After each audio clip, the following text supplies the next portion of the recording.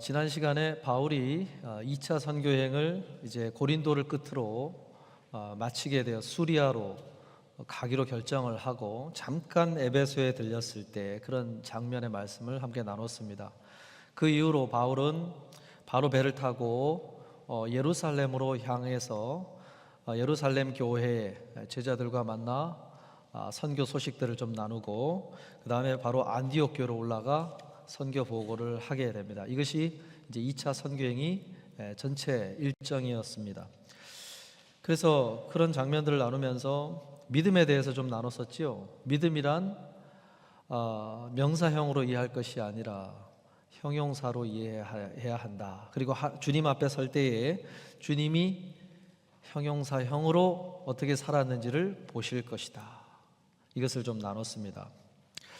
바울은 얼마 되지 않아 이제 3차 선교 여행을 떠나게 되고 2차 선교 여행 때 하나님이 가로막으셨던 그 에베소 지역을 중심으로 이제 선교 활동을 하게 됩니다. 그래서 오늘 말씀이 이제 에베소를 중심으로 일들을 이제 소개를 해주고 있습니다. 근데 가장 먼저 3차 선교 여행에서 만난 아주 공통의 특징을 가진 사람들을 2장에 걸쳐서 소개를 해주고 있습니다. 18장에서 나오는 아볼로라고 하는 사람도, 그리고 19장에서 소개하는 어떤 제자들 12명 정도 되는 어떤 제자들, 이 두 그룹이 다 비슷한 상황에 있었다고 소개를 하면서 그들의 모습을 소개를 해줘요. 어떤 특징을 그들은 가지고 있었을까요? 그들은 예수님을 믿는 사람들로 자신들을 이해하는 사람들이었어요. 그런데 바울이 볼 때도 그렇고 아굴라 부부가 볼 때에도 좀 이상해 보였다는 거예요. 그들의 믿음의 모습이 또 믿는다고 하면서 사람들에게 가르치는 내용이 좀 이상하게 보였다는 거예요. 그래서 그런 사람들을 지금 소개를 해주고 있습니다. 본문 24절을 보니까 알렉산드리아에서 난 아볼로라고 하는 유대인이 에베소에 이르니 이 사람은 언변이 좋고 성경에 능통한 자라 그래요. 아볼로라는 사람을 먼저 소개를 해줄 때 그 출신지를 소개를 해주고 있어요. 알렉산드리아에서 난 사람이다 그랬어요. 알렉산드리아는요, 이전에 로마가 전체 그 지역을 패권을 장악하기 이전에 알렉산더 대왕이 헬라 제국을 세우지 않습니까? 그래서 그리스를 중심으로 언어를 통일을 시키고 했던 그런 그 알렉산더 대왕이 점령을 하는 곳곳마다 자신의 이름을 따서 도시를 세우게 돼요. 그것이 합쳐보면 거의 한 70여 개 정도가 된다고 합니다. 그런데 여기서 말하는 알렉산드리아는 그 당시에 가장 유명한 알렉산드리아라고 하는 도시, 북이집트에 위치하고 있었던 그 알렉산드리아를 말합니다. 지금도 이집트의 수도가 카이로지 않습니까? 그 카이로가 가장 큰 도시고 그 다음 제2의 도시로 꼽는 도시로 이 알렉산드리아가 꼽힙니다. 왜냐하면 그 당시에도 그렇고 지금도 그런데 그 당시에 그 50만 권의 파피루스 문서를 보관하고 있는 가장 큰 도서관이 거기에 자리하고 있었어요. 그래서 그곳에 학문이 발전하고 문화가 발전이 된 도시였습니다. 그래서 유대인들도 굉장히 많이 살고 있었고 유대인 학자들도 많이 살고 있어서 거기서 아주 중요한 성경 번역본이 나오게 되는데 구약 성경이 히브리어로 된 성경을 이제 그리스 말로 헬라어로 번역하는 작업을 거기서 하게 되고 70인의 학자가 참여했기 때문에 70인경이다 셉투아진트라고 하는 그 성경 번역본을 내놓게 됩니다. 그래서 빌립이 전도할 때 그 에디오피아 넷이라고 하는 사람이 성경을 보고 있었다고 그랬지요. 그 성경조차도 그 70인경이 아니었는가, 헬라어로 번역한 것을 그가 읽고 있지 않았는가 이렇게 생각할 정도로 굉장히 중요한 작업들이 거기서 일어나는 거예요. 그래서 아볼로를 거기 출신이라고 한 것은 그가 상당한 수준의 구약 성경 교육을 받은 사람이라고 하는 것을 이제 알려주기 위해서 그 출신 배경을 소개를 해 주는 것입니다. 그래서 굉장히 성경이 능통하고 언변이 좋았다고 소개를 하고 있죠. 근데 더구나 또 25절에 보면은 그가 일찍이 주의 도를 배워 열심으로 예수에 관한 것을 자세히 말하며 가르치나 요한의 세례만 알따름이라 그랬어요. 그의 어떤 구약 성경에 대한 능통한 사람인데, 그뿐만 아니라 그가 주의 도를 배웠다, 예수에 관한 것을 배웠다는 거예요. 그리고 그것을 가르치는 그러한 활동을 하고 있는 사람이었다라고 소개를 한 거예요.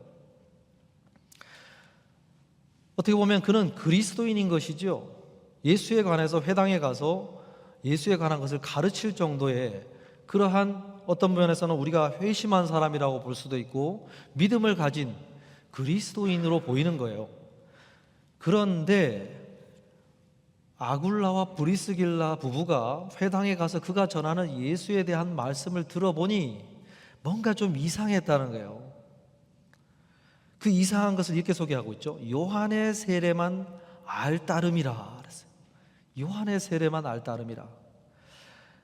그가 요한의 세례를 알고 있었다는 얘기는, 그가 아마 세례 요한으로부터 세례를 받았거나 아니면 그 세례 요한으로부터 세례를 받고 제자가 된 이들로부터 그런 세례를 받은, 그런 가르침을 받은 그런 사람이었을 것을 우리가 이제 알 수가 있는 것입니다. 여러분, 요한의 세례라고 하는 것은 예수님께서 받으셨지요. 요단강에 가서 사람들처럼 세례를 주라고 요청을 해서 세례를 받았지 않습니까? 그래서 요한의 세례는 세례 요한이 베푼 세례를 말하는 것인데, 예수님이 본격적으로 등장하기 전에 사람들에게 하나님의 나라가 가까이 왔다, 이제 곧 메시아가 너희들에게 나타날 것이다 라고 하면서 그들에게 필요한 것이 회개라고 외치고 죄를 회개하고 요단강에서 세례를 받으라고 하는 정결 예식을 하나님 앞에서 치러야 된다고 하는 그것을 세례로 베푼 것이지요. 그러한 어떤 활동을 했던 것을 말하는 것입니다. 그런데 그 세례는 참 중요한 세례였어요. 그러나 그 세례는 어디까지나 예수 그리스도가 와서 베풀 세례를 준비하기 위한 준비의 목적을 가진 세례였지, 그것이 본 핵심적인 세례가 아니었어요. 그런데 브리스길라와 아굴라가 보니 그 아볼로가 하는 세례라는 것, 그리고 그가 말하는 것을 가만히 들어보니 그가 거기까지만 얘기를 하더라, 거기까지만 알고 있더라 라고 하는 것을 보면서 뭔가 이상하구나 라고 하는 것을 그들이 캐치를 했다는 거예요. 그래서 본문 26절에 보면은 그가 회당에서 담대히 말하기 시작하거늘 브리스길라와 아굴라가 듣고 데려다가 하나님의 도를 더 정확하게 풀어 이르더라 그랬어요.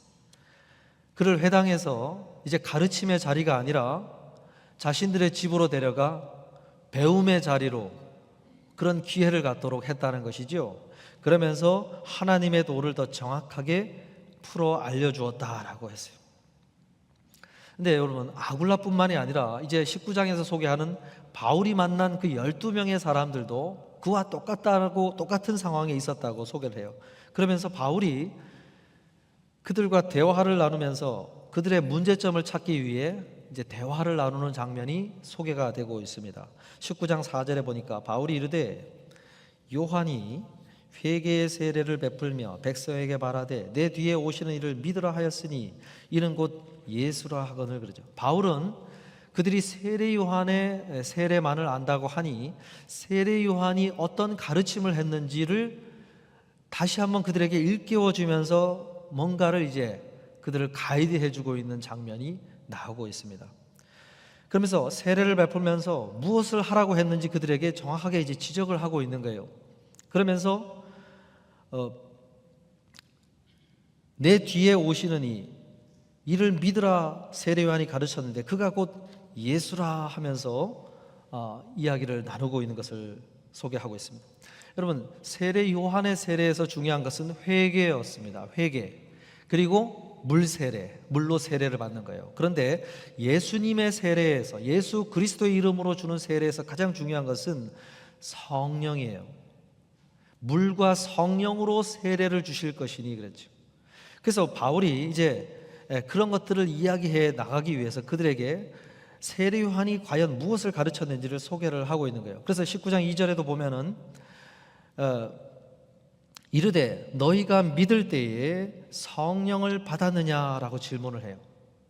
앞서서 4절에 제가 소개한 것처럼 세례 요한이 내 뒤에 오시는 이를 믿으라고 했는데 그들이 아마 우리는 예수 그리스도를 믿는다라고 대답을 했을 거예요. 그래서 바울이 그 다음 그러면 너희가 믿을 때에 성령을 받았느냐라고 질문을 한 거예요. 그럴 때 그들이 대답이 아니라 우리는 성령이 계심도 듣지 못하였노라 그랬어요. 이제 여기서 문제가 드러나는 것이죠. 믿을 때에 성령을 받았느냐? 아니라 우리는 성령이 계심도 듣지 못하였느니라 그랬어요. 그들의 대답이 성령이 계심을 알지도 못하고 듣지도 못했다라고 이야기를 했습니다. 여러분, 그런데 그들이 만약에 세례 요한으로부터 제대로 그 가르침을 들었다면 이런 대답이 나올 수가 없어요. 마가복음 1장 8절에 보면 세례 요한이 제자들에게 무엇을 가르쳤는지 그 가르침이 나오는데 이런 말씀이 나오지요. 나는 너희에게 물로 세례를 베풀었거니와 그는 너희에게 성령으로 세례를 베푸시리라. 세례 요한이 가르쳤어요. 성령으로 세례를 베푸시리라. 그런데 그들의 대답이 뭐였지요? 우리는 들은 적이 없다. 듣지 못했다 그랬어요. 자, 여기서 무슨 문제가 생긴 것입니까? 이 부분을 듣지 못했다고 하는 것은 어떻게 이해를 해야 되는 것일까요? 그들이 분명 세례 요한의 세례를 받은 사람들로서 세례 요한의 가르침을 다 받았을 터인데 듣지도 못하였다 그랬어요. 예수님이 이 땅에 계실 때 말씀을 듣는 이들의 모습을 비유로 소개한 적이 있습니다. 그때 씨 뿌리는 자의 비유를 했죠. 천국은 이와 같으니, 그래서 씨 뿌리는 자가 씨를 뿌린 것 같으니 하면서 그런 비유의 말씀을 하세요. 그러면서 마지막에 결론으로 내리신 말씀이 무엇이었냐면 누가복음 8장 8절에 보면 외치시되 들을 귀 있는 자는 들을지어다. 들을 귀 있는 자는 들을지어다 라고 그랬어요. 오늘 말씀과 연결짓자면은 우리는 듣지도 못하였느니라, 우리는 듣지 못하였느니라고 하는 이 대답은 정말로 그들이 듣지 못했기 때문이 아니라 들려진 말씀을 내가 캐치하지 못했거나 아니면 마음에 받아들이지 않는 상태로 그 말씀을 들었거나 했다는 것이지요. 여러분, 그들은 자신들을 참 믿음을 가진 사람들로 알고 있었고 예수를 가르치기까지 했던 사람들입니다. 그런데 성령의 계심을 알지 못했어요. 그리고 듣지도 못했다고 했는데 그들이 캐치하지 못한 것이죠.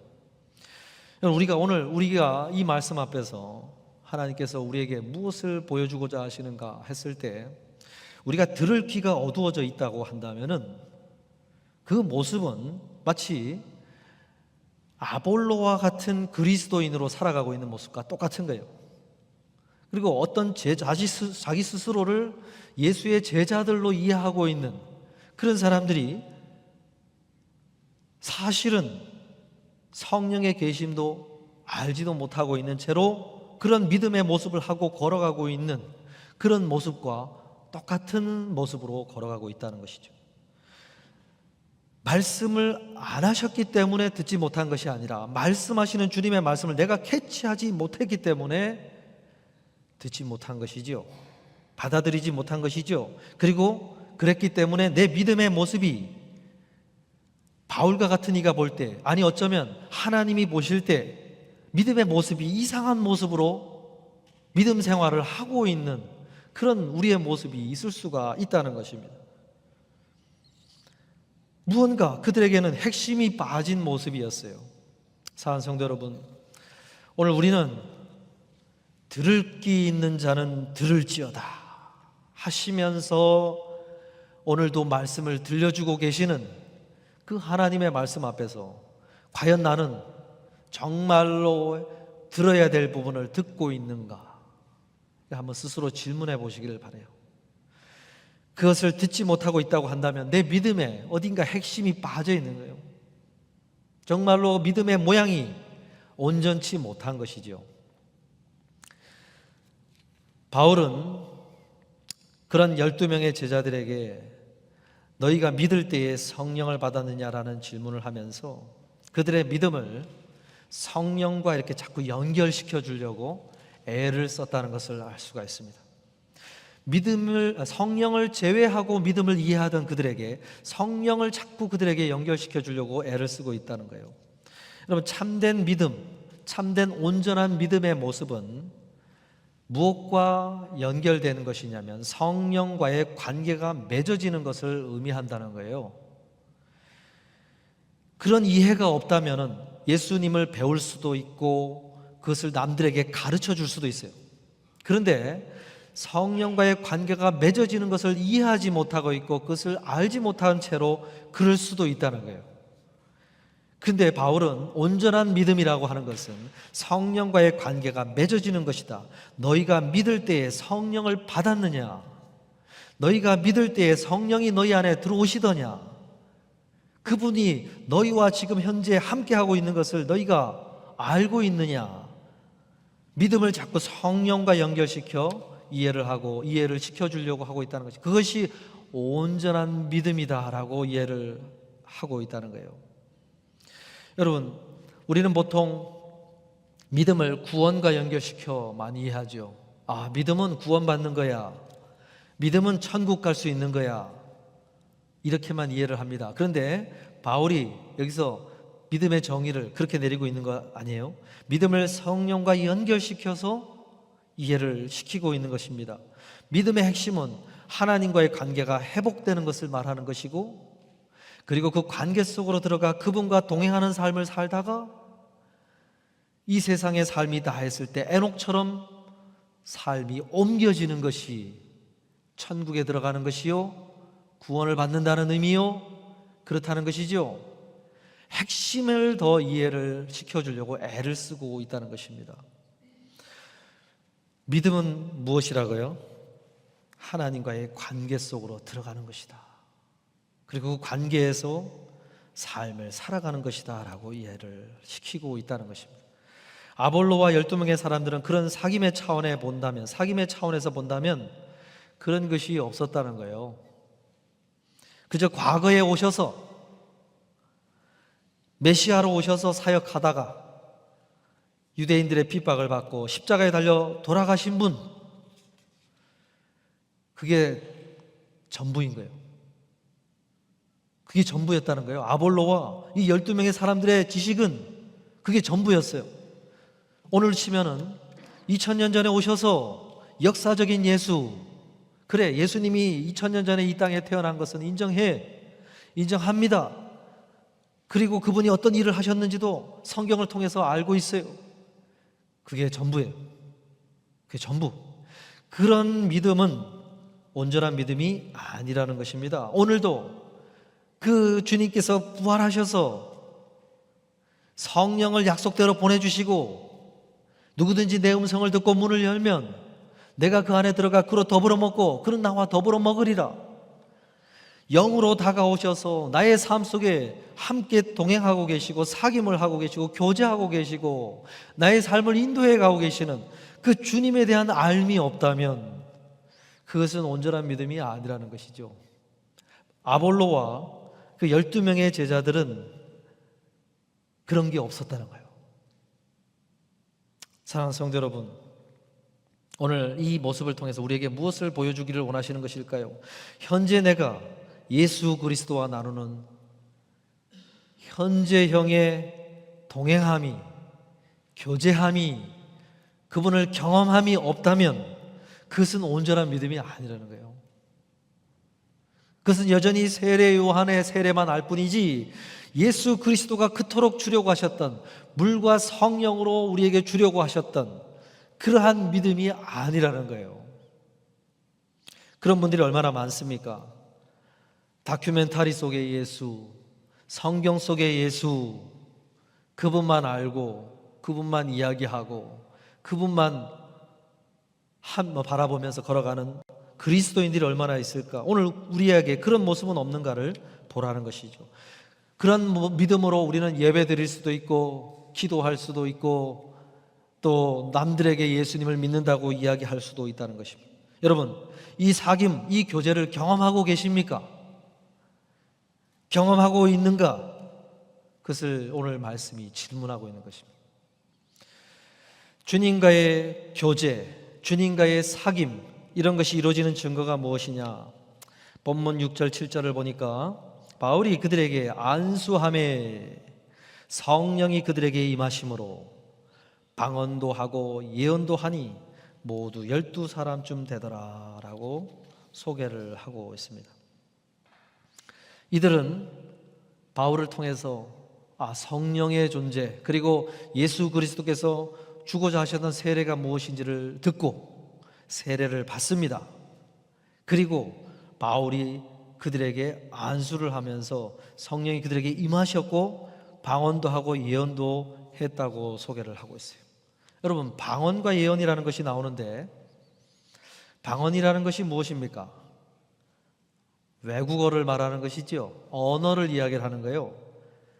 왜 이 언어를 성령이 임하시면서 주셨을까요? 이 언어는 대화를 나누기 위해서 이 언어를 주는 것 아닙니까? 목적이 있는 거예요. 방언이라는 것은 언어를 주고자 하신 것인데 그 언어는 왜 언어를 주려고 했을까요? 이 언어를 가지고 하나님과 사용을 하게 되면은 하나님과 아주 은밀하게 나누는, 그 하나님과 나 사이에 나누는 깊은 기도의 자리로 나아가게 되는 거예요. 기도의 언어인 것이죠. 그 언어를 성령이 주려고 했다는 거예요. 근데 그 언어가 예수님을 알지 못하는 다른 사람을 향해서 그 언어가 오순절에 다락방에서 임했던 그 성령이 주신 것처럼 그렇게 사용이 되면은 선교의 언어로 사용이 되는 거예요. 복음을 전하는, 그런 메시지를 전하는 언어로 사용이 되는 것이 방언입니다. 그걸 주려고 했다는 것이죠. 예언이라고 하는 것은 무엇입니까? 예언은 메시지예요. 이 예언의 메시지는 누구를 향한 것이냐면 믿지 않는 자들을 향한 예언이 아니고 믿는 자들을 향한 예언의 메시지를 주셨다고 할 수 있어요. 하나님 앞에 바로 서도록 하기 위해서 그런 메시지를 전달하도록 예언을 주신 것이죠. 여러분, 성령과 사귐이 있다는 것은 1차적으로 하나님과 나누는 대화의 언어를 사용할 줄 알게 되는 것입니다. 그 대화의 언어가 무엇입니까? 기도이지요. 여러분, 성령과 사귐이 있는 증거는 기도입니다. 기도가 있느냐 없느냐? 기도가 없다면 사귐이 없는 거예요.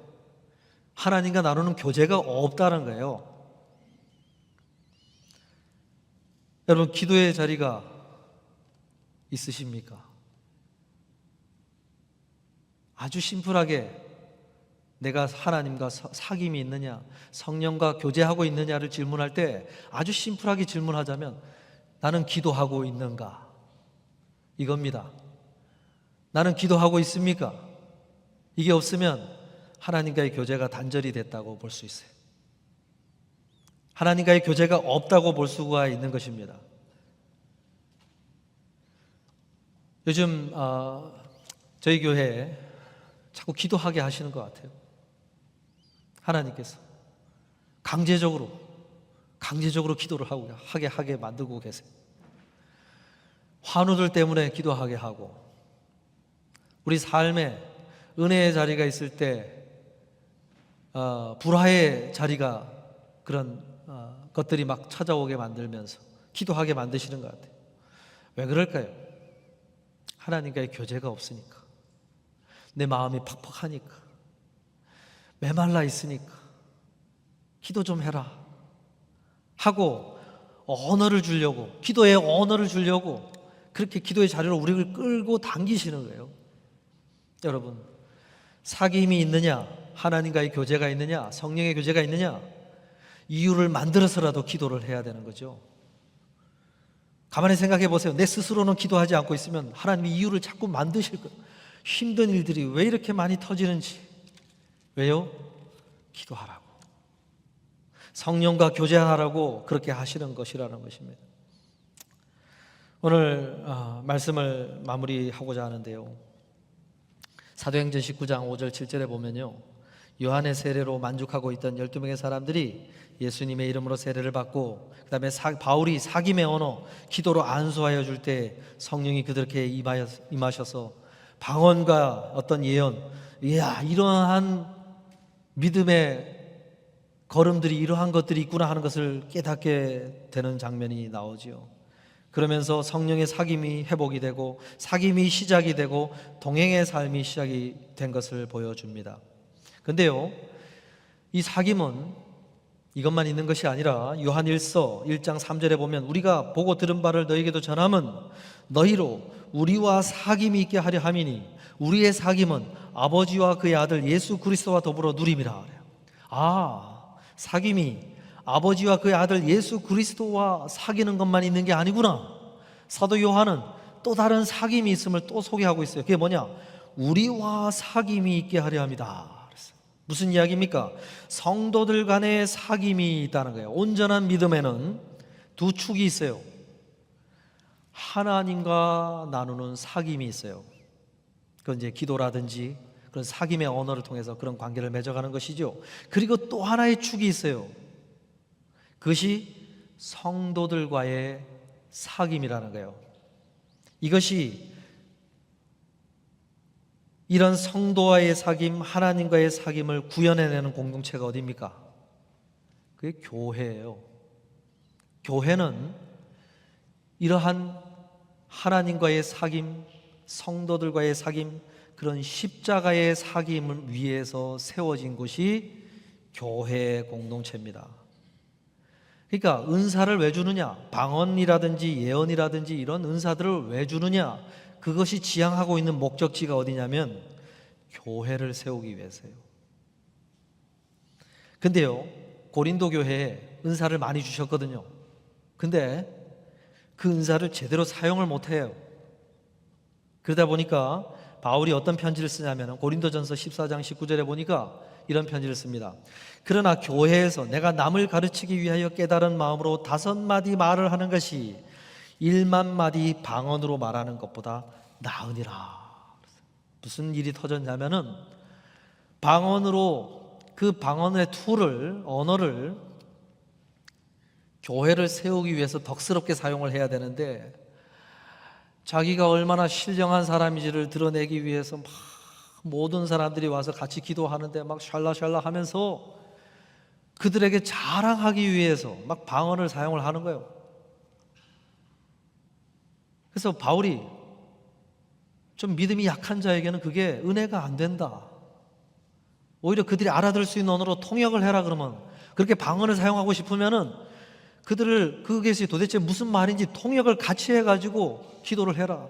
근데 그것도 안 지켜요. 그러니까 나중에 이런 편지를 쓰는 거예요.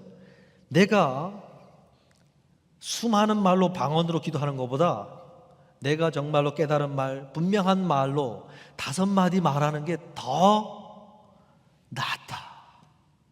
하나님 앞에 그것이 더 기쁨을 주는 것이다. 이렇게 얘기를 해요. 고린도 교회가 그렇게 은사를 잘못 사용하니까 교회를 세우기 위해서 줬는데 그러지 못하는, 그래서 모든 은사는 그 목적이 철저하게 교회를 세우기 위해서 준 것이기 때문에 그것이 교회를 세우는데 유익하냐 유익하지 않느냐로 그것이 가치 있느냐 없느냐를 평가를 합니다. 왜요? 교회가 그만큼 중요하기 때문이에요. 여러분, 주님 오실 그날까지 이 땅 위에 교회는 사라지지 않습니다. 그 성경이 약속하고 있는 바예요. 그런데 우리는 현실적으로 그런 질문을 할 수 있죠. 그 교회 예배당이 문을 닫는 걸 봤는데요. 이 뉴올리언스 지역에도 교회가 문을 닫은 곳이 있지 않습니까? 그런 질문을 할 수 있죠. 교회는 주님 오실 그날까지 이 땅 위에 존재한다고 했는데 교회가 문을 닫던데요. 그런데요, 여러분, 그것은 교회가 사라졌다고 볼 수가 없어요. 예루살렘 성전이 사라진 시대에 하나님의 백성이 사라졌느냐? 사라지지 않았습니다. 바벨론에 가서도 하나님의 백성들은 활동을 했어요. 마찬가지로 현실적으로 교회 예배당이 문을 닫고 팔려가고 사라진다. 근데 그것은 하나님이 아시는 그분의 교회가 사라진 것이 아니에요. 교회는 여전히 존재하고 있어요. 단지 촛대가 옮겨진 것입니다. 촛대가 옮겨졌어요. 요한계시록 2장 5절에 보면 소아시아에 흩어져 있던 7교회를 향하여 책망의 말씀을 하실 때 항상 언급하신 것이 촛대를 옮기리라 그랬어요. 요한계시록 2장 5절에 보면 에베소 교회를 향해서 메시지를 주실 때 그런 말씀을 하시죠. 그러므로 어디서 떨어졌는지를 생각하고 회개하여 처음 행위를 가지라. 만일 그리하지 아니하고 회개하지 아니하면 내가 내게 가서 내 촛대를 그 자리에서 옮기리라 그랬어요. 이 말씀은 바울이 에베소 교회를 세울 때로부터 40년이 지난 상황에서 에베소 교회를 향하여 편지가 쓰여진 것입니다. 근데 처음에는 에베소 교회가 사랑이 많은 교회로 소문이 난 교회예요. 성도 간에 사랑이 많은 교회로 소문이 날 정도의 교회였어요. 그런데 40년이 지나는 동안에 그들 안에 갈등이 생겨나면서 서로를 향한 사랑의 마음이 다 식어져 버리고, 그래서 이 말씀을 하시는 거예요. 처음 행위를 가져라. 처음 사랑을 회복해라. 그들이 걸어오는 동안에 니골라 당이라고 하는 이단적인 가르침을 따르는 사람들이 교회 안에 그룹이 생겨버렸어요. 그러면서 그들을 교회에서 유익하게 하기 위해서 그들을 분리시키는 작업을 하면서 서로 간에 그냥 의심이 생겨나고 미움이 생겨나고 하면서 그들을 향한 사랑의 마음이 다 식어져 버린 거예요. 그렇게 냉랭한 마음으로 그들을 향해서 아주 가시가 돋친 눈으로 서로를 바라보고 있으니까 예수님께서 사도 요한을 통해서 에베소교에 편지를 쓰면서 회개하고 처음 사랑을 가져라. 그러지 아니하면 내게 가서 촛대를 옮기리라. 촛대를 옮기겠다고 한 것은 성령의 역사가 더 이상 너희 교회에 나타나지 않을 것이다. 성령이 너희들 가운데 활동하지 않을 것이다. 이 얘기를 한 거예요. 촛대를 옮기리라. 교회가 문을 닫은 곳은 촛대가 옮겨진 곳입니다. 교회가 사라진 게 아니에요. 이 에베소 교회에서 지금은 사라졌습니다. 역사 속에 사라졌어요. 그래서 갑바도기아로 가든지 더러 교회로 다 흩어져 버렸어요. 진실된 신앙을 가진 자들이 다 흩어져서 주님의 교회는 그곳에서 활동을 하고 있어요. 그래서 교회는 흥망성쇠가 있어요. 성장기가 있어요. 그리고 성숙기가 있고, 그런데 쇠퇴기가 있어요. 그 쇠퇴기에서 다시 뭔가 회개의 역사가 일어나고 갱신의 역사가 일어나고, 그런 것이 일어나면 다시 촛대가 옮겨지는 것이 아니라 다시 부흥의 역사, 부흥의 시기를 맞이할 수 있지만은 그게 회복이 안 되고 그렇게 쇠퇴기로 걸어간 교회는 촛대가 옮겨집니다. 그래서 새로운 교회가 다시 시작이 되는 거예요. 여러분, 성도와의 사귐이 무너지면 그래요. 성도와의 사귐이 무너지면, 에베소 교회가 무너진 것은 성도와의 사귐이 무너졌어요.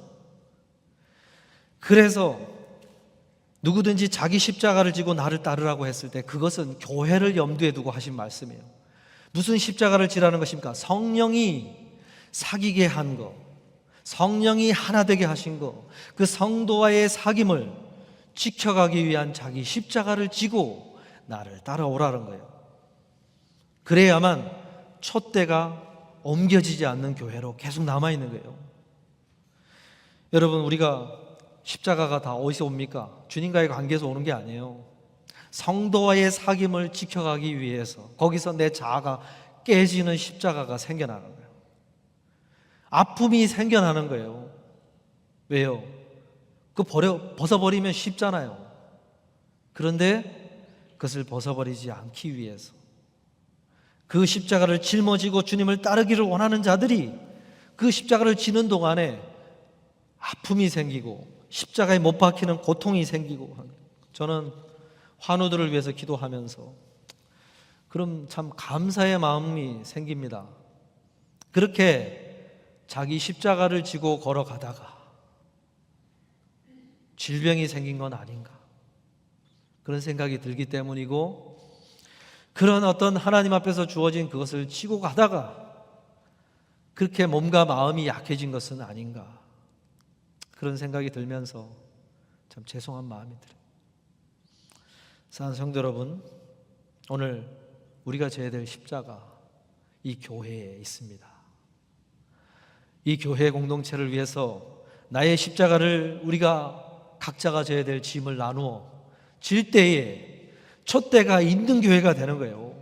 촛대가 옮겨지는 교회가 아니라 촛대가 여전히 남아있어 거기서 성령의 불이 밝혀지고 그곳에 성령의 역사가 나타나고 주님이 기뻐하시는 그런 은혜의 은사들이 쏟아지고 하는 그런 것이 이루어지는 것입니다. 오늘 우리가 이 에베소 교회에 주셨던 그것을 기억하면서 우리의 믿음은 어떤 모습인가, 내가 져야 될 십자가가 무엇인가를 고민하면서 지고 걸어가실 수 있는 우리 모두가 되실 수 있기를 주님의 이름으로 부탁하고 축복합니다.